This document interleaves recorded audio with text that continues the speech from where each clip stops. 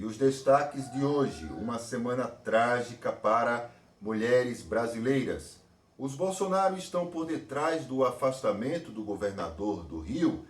Você vê hoje no Dois Pontos.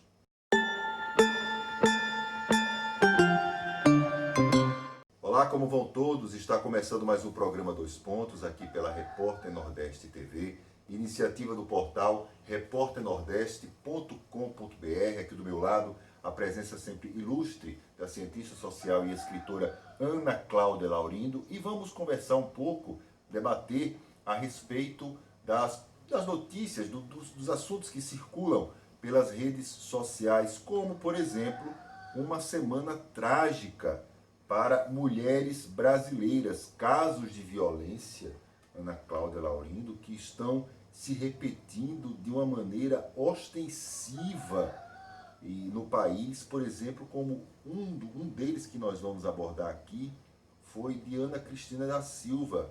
Ela tinha 25 anos, estava indo para seu local de trabalho com o filho de 3, no Rio de Janeiro, no Rio Comprido, na zona do Rio de Janeiro, quando ela se viu no meio de um tiroteio. A única saída que ela teve foi se curvar para proteger o próprio filho. Ela conseguiu salvar o filho, mas ela não resistiu aos ferimentos. Segundo a versão oficial, era uma briga entre facções.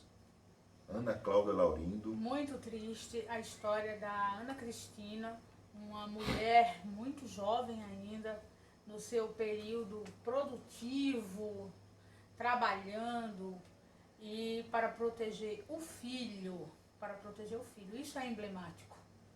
A Ana Cristina se percebeu em uma situação que na cidade do Rio de Janeiro ela se tornou corriqueira. Ela pode simplesmente acontecer e pegar o indivíduo de surpresa.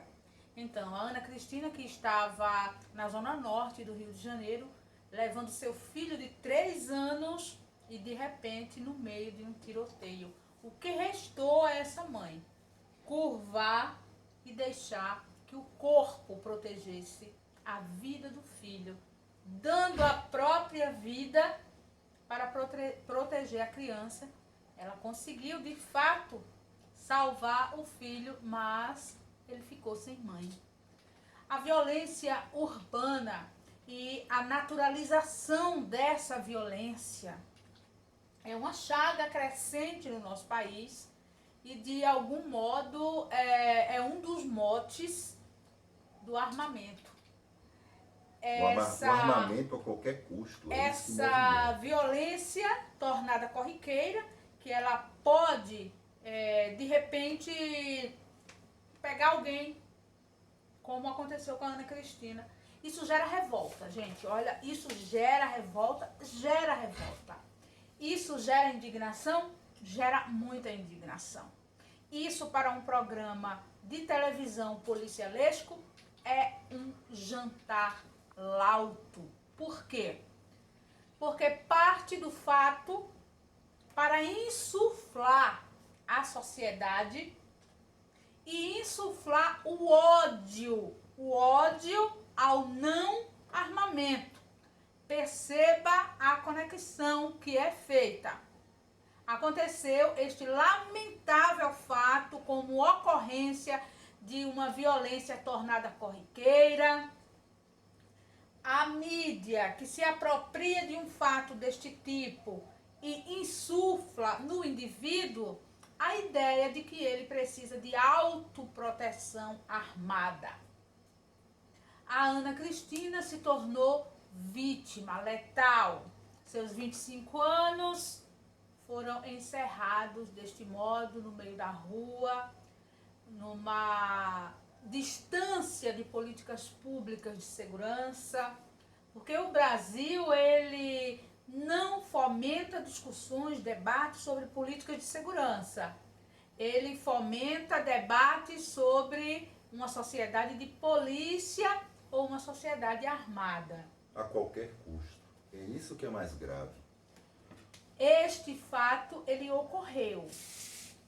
Mas será que nós podemos justificar a busca pelo armamento da sociedade a partir das lacunas deixadas por políticas de segurança pública que não existem.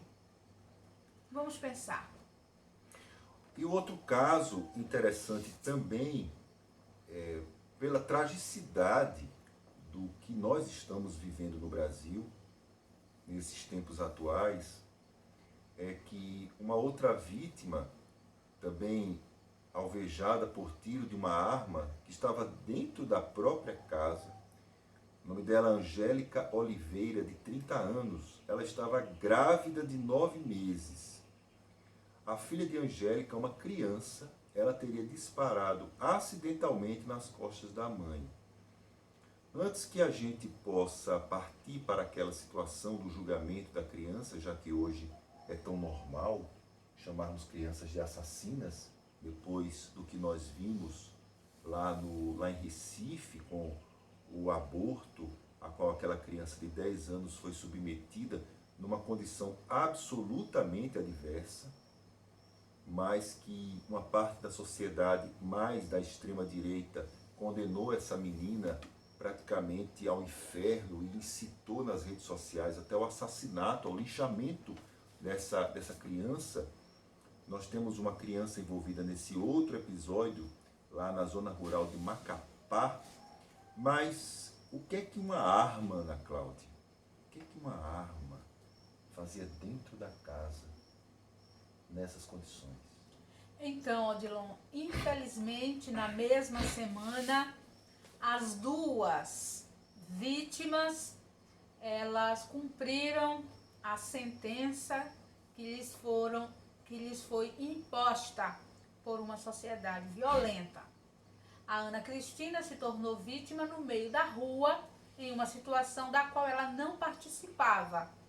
E a outra, Angélica, dentro da própria casa, também se tornou vítima de arma de fogo. Resultado de uma política de armamento insuflada por autoridades no nosso país. Na casa da Angélica existia uma arma. Esta arma, ela estava municiada. Uma criança teve acesso à arma. Gente, isso não é o primeiro caso. Isso está acontecendo muito no nosso país e a tendência, Odilon, é que venha a acontecer de maneira mais repetida, porque a intenção do presidente Bolsonaro em legitimar o armamento como algo muito comum, ela continua em alta.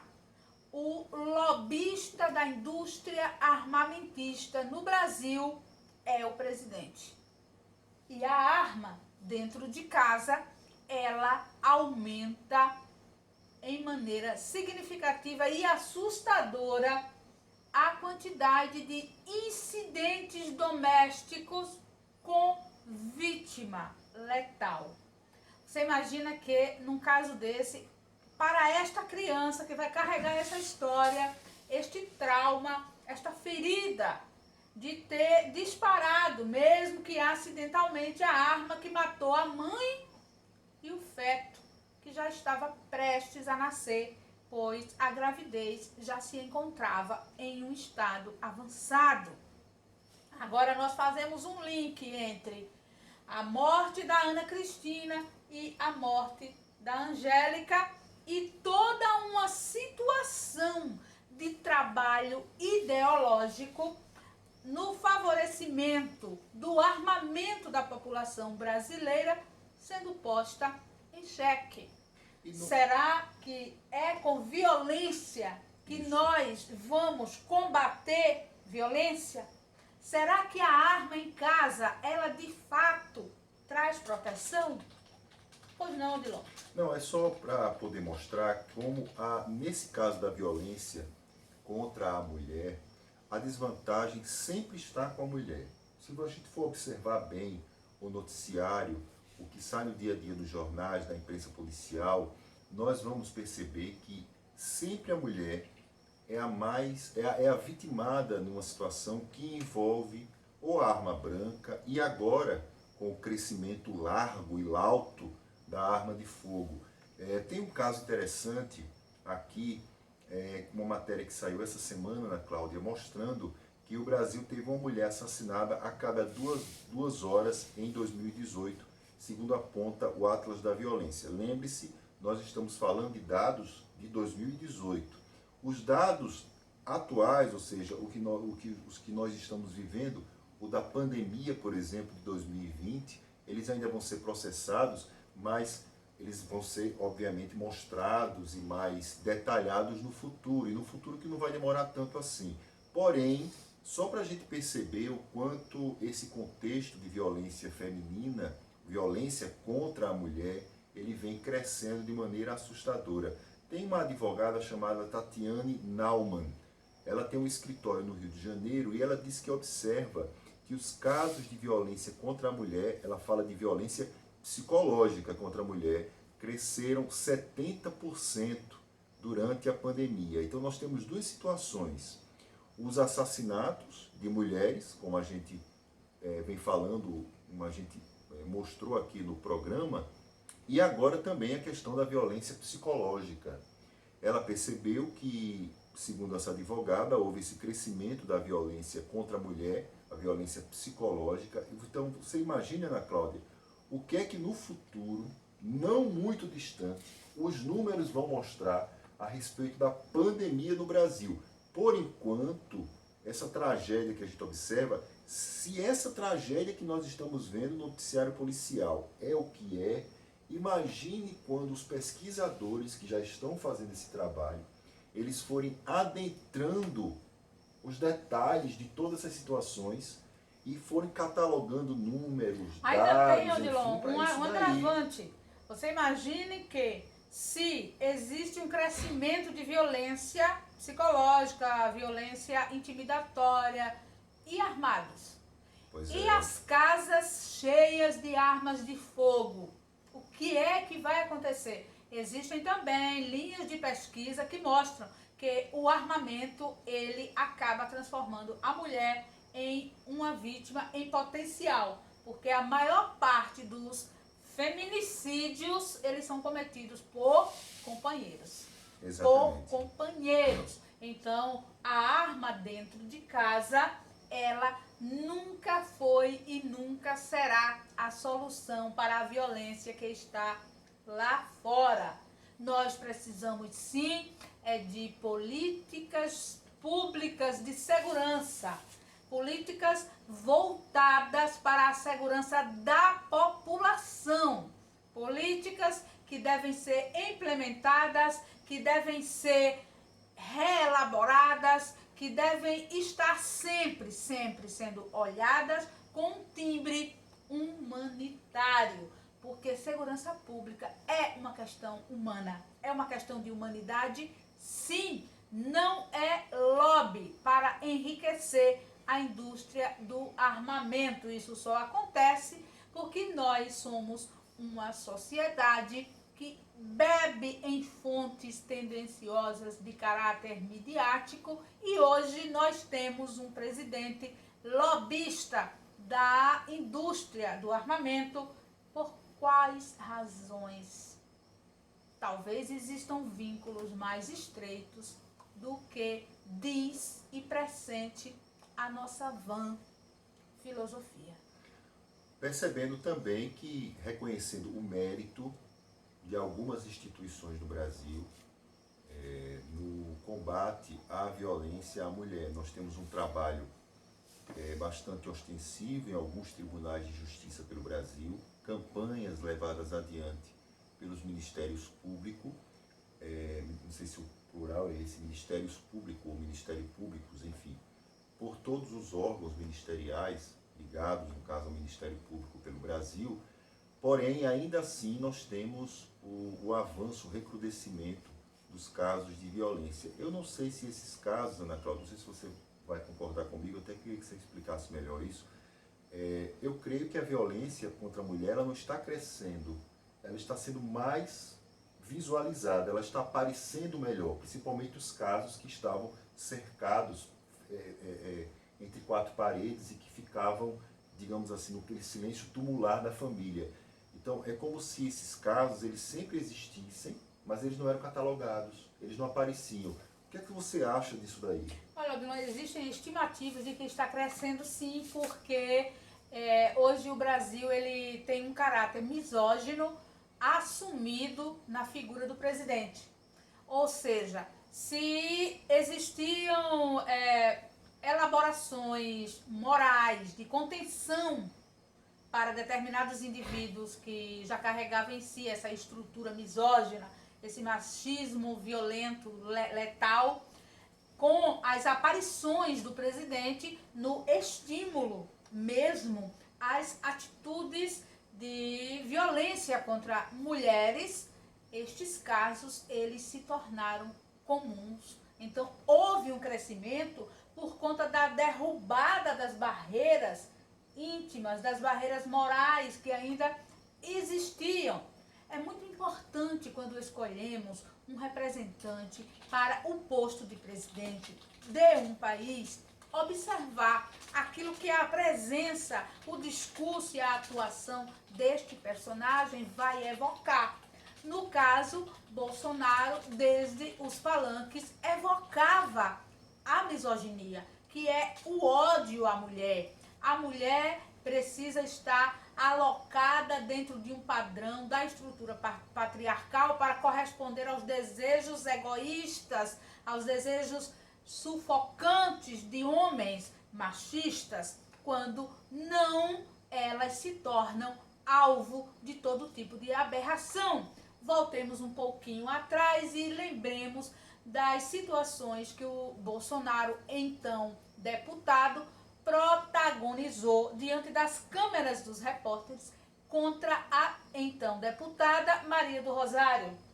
Cenas horríveis para um representante público, para alguém que à época era presidenciável, mas ao invés de inflamar o repúdio, estas atitudes, elas inflamaram o fulgor das vibrações na extrema direita, no público que hoje é designado como bolsonarista ou, na linguagem comum da internet, nos bolsomínios, aquelas pessoas que seguem Bolsonaro no seu politicamente incorreto de todas as maneiras. A misoginia é algo que ainda é discutido com extremo descaso no nosso país. A misoginia, ela é maior do que parece, ela é escondida, ela é camuflada em muitas atitudes que se dizem cultura, hábito, costume, e o corpo da mulher continua retalhado, partido, sangrado no altar dessa estrutura. E só a gente reiterando, antes de nós encerrarmos essa parte do nosso debate, para a gente poder partir para outro assunto, mostrando exatamente que em muitos lugares do nosso país a gente ainda não tem, nos interiores do Brasil, delegacias especializadas que apurem violência contra a mulher. Existe uma resistência muito grande e também a resistência à criação do próprio gestor, né? Dos próprios gestores, enfim. Além da estrutura mínima, que a gente sabe que é mínima mesmo. Se é mínima para muitas situações, imagine contra a violência, quando se fala em violência contra a mulher, onde o assunto é quase inexistente para o poder público, principalmente nos interiores do nosso país. Olha, os Bolsonaro eles estão por trás do afastamento do governador do Rio, Wilson Witzel. Essa prisão, desculpe, não foi prisão, o Ministério Público Federal pediu a prisão do governador do Rio, Wilson Witzel. O STJ, ele negou essa prisão, manteve ele afastado por 180 dias do mandato. O que é interessante nessa situação lá do Rio de Janeiro, existem as denúncias contra ele, que a Polícia Federal agora passa a entregar ao STJ em relação a propina de 5% cobrada em cima de contratos. O esquema lá do Rio de Janeiro, ele funcionou, segundo as investigações do MPF, em cima das OS, as organizações sociais, essas entidades nebulosas que atuam em todos os estados e também nos municípios, principalmente nas capitais, onde existe muito dinheiro público. Mas algo interessante nessa situação do Witzel que chama muito a atenção, que é o fato da defesa do Witzel alegar que não foi ouvida no processo. O Witzel não foi ouvido em todo o processo da investigação, não existe a versão dele, e a defesa não teve acesso oficial aos dados a respeito da investigação. Esse é um ponto interessante de ser observado. Além, é claro, uma outra coincidência, se é que existe coincidência no mundo político, que é o afastamento dele por 180 dias, ou seja, ele só volta ano que vem, e até o final do ano, ou seja, em dezembro, o Ministério Público do Rio vai ter que escolher o seu novo chefe, o chefe da instituição. E existe o interesse dos Bolsonaro em relação a esse chefe, do futuro chefe do Ministério Público, por causa das investigações da rachadinha na Assembleia Legislativa, que acontece exatamente no MP do Rio, envolvendo lá o notório Queiroz e o hoje senador Flávio Bolsonaro. O vice-governador, que assume interinamente no lugar do Witzel, que é o Cláudio Castro, ele é, além de cantor gospel, ele também é uma figura muito próxima dos Bolsonaro. Existe coincidência no mundo político, Ana Cláudia Laurindo? Talvez não, e principalmente quando se trata do emaranhado do Rio de Janeiro. Por que o emaranhado? Porque é onde o Bolsonaro e todo o seu grupo, a sua estirpe, deram as costuras nas redes, porque eles têm uma rede, e esta rede investigada pode sim revelar aquilo que o país já pressente. Existem muitas expectativas de que existam esclarecimentos para questões ainda postas na berlinda. É preciso que bolsonaros sejam investigados. É preciso que alguém que não está dentro da curriola da família lidere essas investigações. Olha, nunca duvidei de que Bolsonaro tem por trás de sua figura patética muitas mentes trabalhando estrategicamente. Nunca duvidei disso. A figura patética de Bolsonaro é um personagem, por trás os interesses são grandes, envolve muitos caminhos, muitas pessoas envolvidas, nomes públicos podem estar junto com os de Bolsonaro. Então é preciso também que se organize os caminhos para driblar uma possível descoberta. Gente, olha, quando nós estudamos o que torna um poder hegemônico, nós vamos descobrindo ao ler que a hegemonia nem sempre significa que as pessoas envolvidas na alçada de um poder, elas estão comendo na mesma mesa. Às vezes elas estão em mesas diferentes, distantes, mas com interesses afins. E em nome da manutenção destes interesses, elas juntam forças, articulam, provocam artimanhas para sair pela tangente quando qualquer um dos pilares é ameaçado. Ou seja, as situações que envolvem família Bolsonaro, a temática da rachadinha, quantos nomes, além de Queiroz, podem estar por trás desse feito? Para quê? Quem combatia a rachadinha? Quem combatia? Quem foi tirado de combate por combater a rachadinha? São muitas perguntas e as respostas elas podem ser decisivas para muitas situações políticas dos Bolsonaro. Lembra que eles são todos políticos e já existe o plano de tornar mais Bolsonaro político. Eles não gostam da coisa pública para beneficiar o público, mas para beneficiar a eles mesmos. Eles são exímios beneficiados do bem público. Para manter este tipo de teia, que é uma teia eivada de infrações, existe muita coisa que não se deve fazer, mas que para existirem estas teias, elas são feitas, inclusive envolvimento com milícias.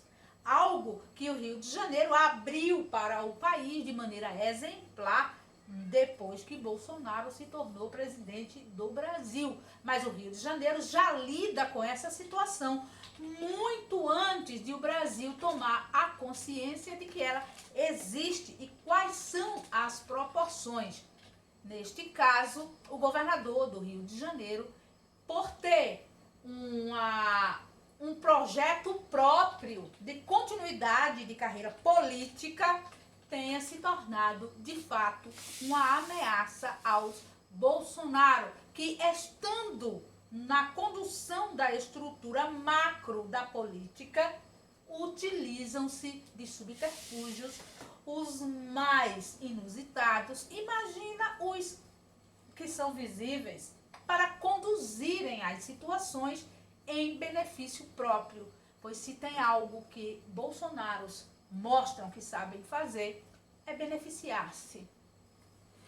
E a gente lembra também que o Witzel, ele era o expoente da chamada nova política, eleito nessa onda das pessoas que eram os combatentes ferrenhos e implacáveis contra a corrupção. Implacáveis porque a proposta que eles vendiam durante as suas campanhas era o enfrentamento de qualquer forma da corrupção. O Witzel também, ele foi eleito agarrado a Flávio Bolsonaro no Rio de Janeiro e, obviamente, usando muito o nome de Jair Bolsonaro. Ele era o Witzel, e aí é um detalhe interessante, o Witzel era um juiz que deixou a carreira jurídica. Um juiz federal. Exatamente, deixou a carreira jurídica exatamente para poder entrar na política. Na política, quando ele disputou o governo do Rio, não existia expectativa de que ele ganharia a eleição, tanto que ele foi considerado um azarão. Ele cresceu muito exatamente a partir da onda do bolsonarismo, que tomou conta de várias partes do nosso país durante as eleições, e aí surgiu o Witzel como a pessoa que iria resolver todos os problemas. Só que quando ele ascendeu no Rio de Janeiro, o governador ele se mostrou uma figura extremamente perigosa, em especial para as comunidades cariocas. Vejamos, por exemplo, as imagens de comemoração que circulam nas redes sociais depois que bandidos, no caso, como o Estado gosta de intitular, porque bandidos são os pobres, os ricos não são bandidos, eles são barões.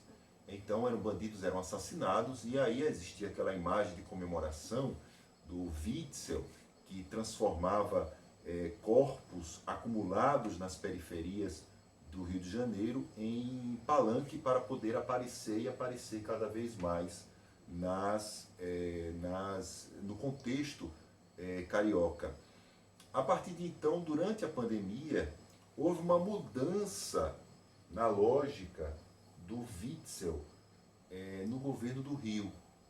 Ele começou a se mostrar como uma pessoa que poderia disputar as eleições em 2022, a presidência da República. A partir daí, começaram os problemas do Wilson Witzel, e aí começaram a ser mostrados os casos de corrupção conforme os que nós estamos vendo e eles estão circulando através da imprensa. Creio eu que, é claro, o Ministério Público Federal ele tem técnicos e investigadores que são muito interessantes, eles têm técnicos que se aprofundam bastante nessas questões. Creio eu que o MPF deve ter feito uma varredura muito detalhada e com muitas provas contra o governador do Rio, Wilson Witzel.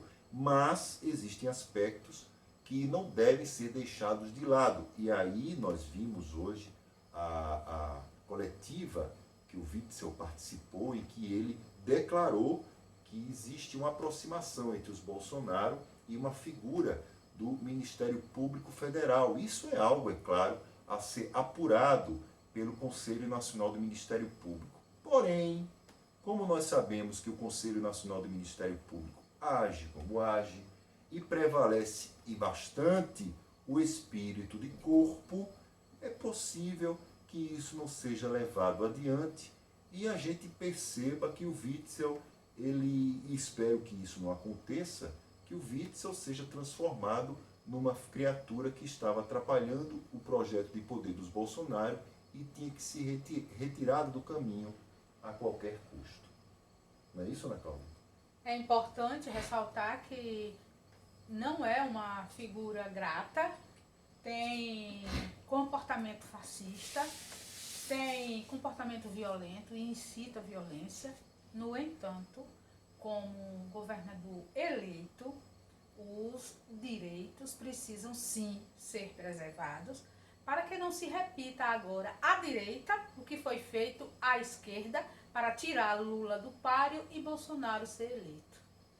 E olha, essa situação envolvendo o Witzel, ela desperta muito interesse na imprensa, não só pelo que acontece hoje com o governador, mas também pelo histórico de governadores que foram eleitos no Rio de Janeiro.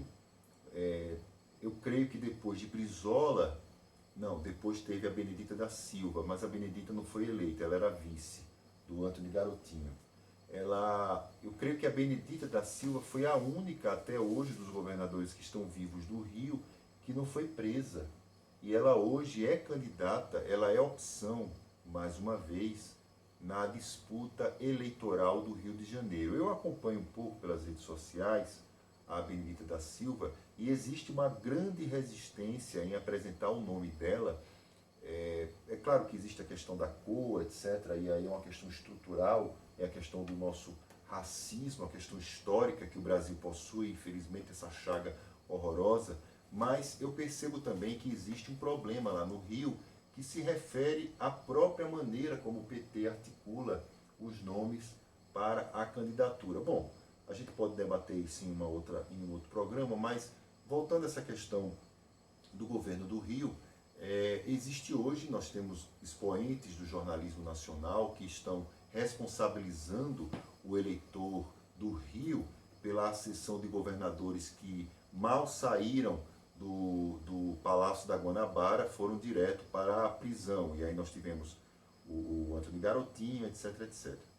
Vamos ver, vamos observar como vai funcionar todo esse comportamento lá do Rio de Janeiro. O eleitor do Rio, ele recebe mais uma alerta em relação a essas pessoas que são travestidas de Batman fake para resolver os problemas da política nacional. E vamos observar como é que vai ser o desenrolar dessa situação. Agora, que não dá para negar, o que está posto é que os Bolsonaro têm sim muito interesse no Rio de Janeiro e não é só interesse eleitoral.